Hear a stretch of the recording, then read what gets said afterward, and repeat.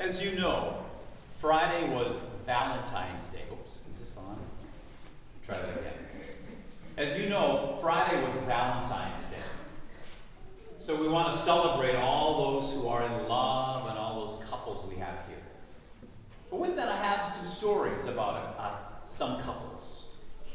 The one deals with an elderly couple who were reviewing their lives and talking about their relationship.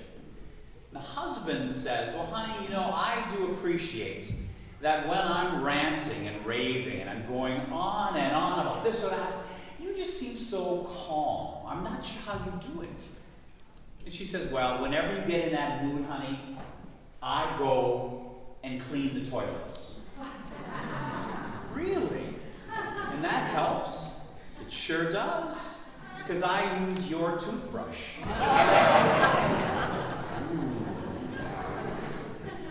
Or another story about a couple that weren't really getting along, and the man decides to go to therapy. By the way, I always think everyone should be in therapy. We could all use some outside help. Anyway, the man goes to therapy, and he talks to the therapist and says, my wife sometimes gets in these moods, and she starts getting angry at things, and she starts getting really, really agitated. I don't know what to do.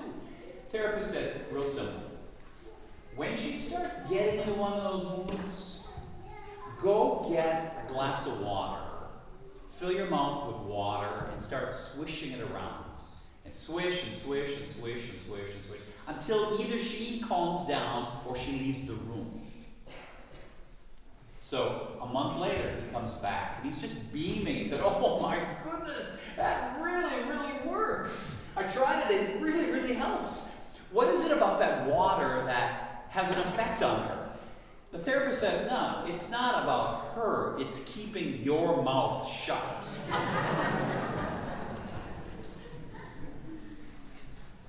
In the gospel, Jesus is talking about rules and laws, which are good to obey, like we heard in the first reading from Sirach.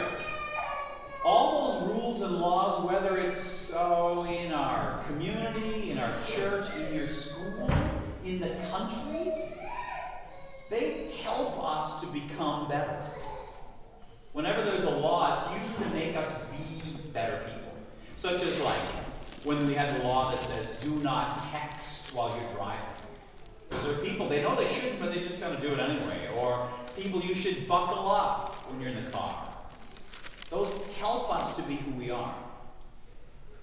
But what Jesus does, he says, so many people are stuck on the law. They are like Pharisees or Sadducees. They say, oh, I don't do that, things are fine. He goes, no, you got to get beyond that. You got to move deeper than that. So he uses two examples, he just heard it, about adultery and about killing. And for most of us, just like the people back then, we say, oh, well, I'm fine, because, I've not been in an affair, I haven't killed anybody, so I must be wonderful. And she says, no, you're missing the point. Because it's getting deeper than just those outside actions. It's not so much just the adultery, the action, but it's even before that, the feelings of lust that are going on. Or even with killing. That it's not so much just that action, which is terrible, of course, but it's the fact of like what leads up to that and what's going on with your anger. So that's the real issue. Now, there is a book, it's called Originals. It's by Adam Grant. In the book, he cites a study that was done. What they did, they had volunteers come in and they pretended they were going to work on this and this project. But then as the volunteers were doing the project, they had another person come in who's a critic, who then really tried to criticize them, give harsh thoughts, and really put them down. Then after that, they would put the person, they had many of them, in a different room. And one of the rooms had a punching bag in it. And they said, yeah, let go of how you feel, and let your feelings out, especially about that critic that was putting you down. Another group or individuals, they'd set them up and they would put them in a room and they had a punching bag, but they just wouldn't say anything, just do whatever. Another group, after that, they would put them in a room and just have them sit quietly. Well, they discovered that with the first group, they called it the venting group, that they actually became more aggressive, even as they're punching the bag about that person who was criticizing them. Adam Grant writes this: venting apparently does not extinguish that flame of anger. It actually feeds it. When we vent our anger, it's like we're putting a lead foot on the gas pedal of the go system, attacking the target who enraged us. Even hitting a punching bag without thinking of the target still keeps that go system, but enables us to consider alternate ways of responding. Yet, sitting quietly begins to activate the stop system, as he calls it. And then he says, in other studies, it's been demonstrated that venting does not work, even if you think it does, even if it makes you feel better. The better you feel after venting, the more aggressive you usually become. Not only toward that critic, but also toward more innocent bystanders. I want to add to that I think a lot of times when people are angry, say like in a family situation, it's because they've been venting about something else, and then they start taking it out, even on people close to them, who have nothing to deal with their anger.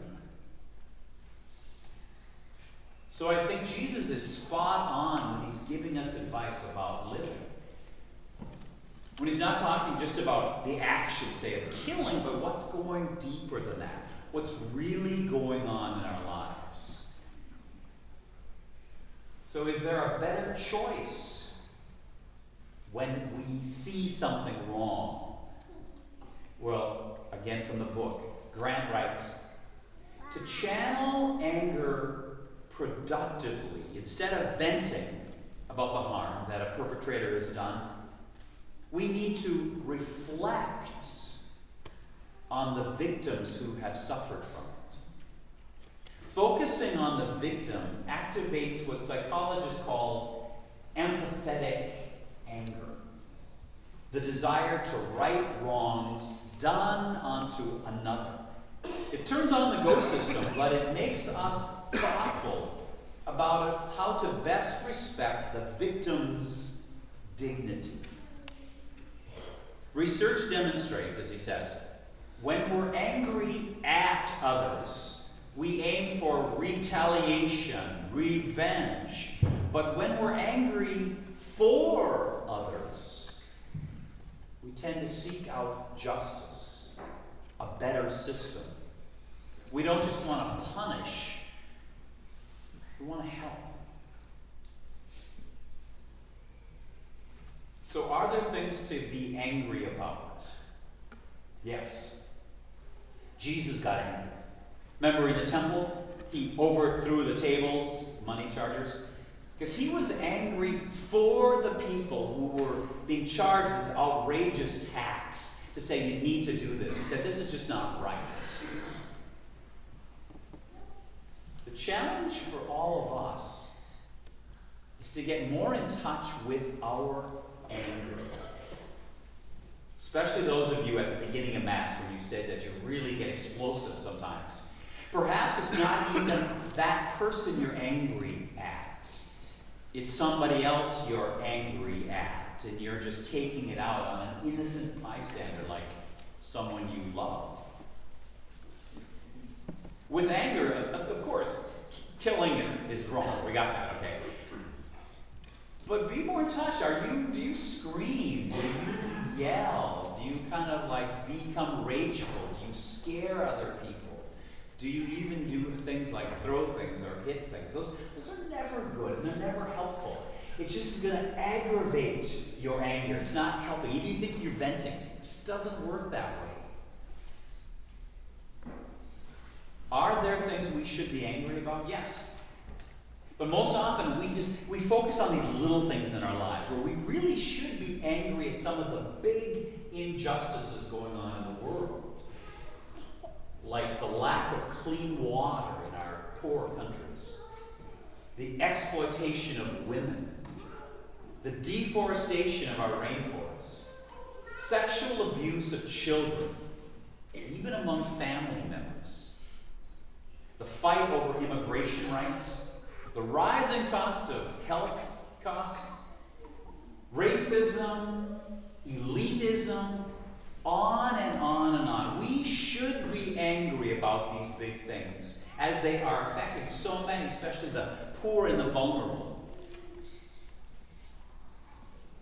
So this week, I want you to be in touch with your anger. What sets you off? What gets you going? And how do you handle it? Do you simply, I want to get back at them? Are you one to start the gossip? Are you one to say, I got to get even with them? I'm going to send out these nasty tweets. Are you going to start raging? Whatever it is, become more in touch. And then start thinking. Start slowing down.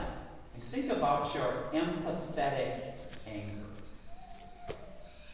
Because perhaps it's not so much getting angry at someone, it's getting angry for someone.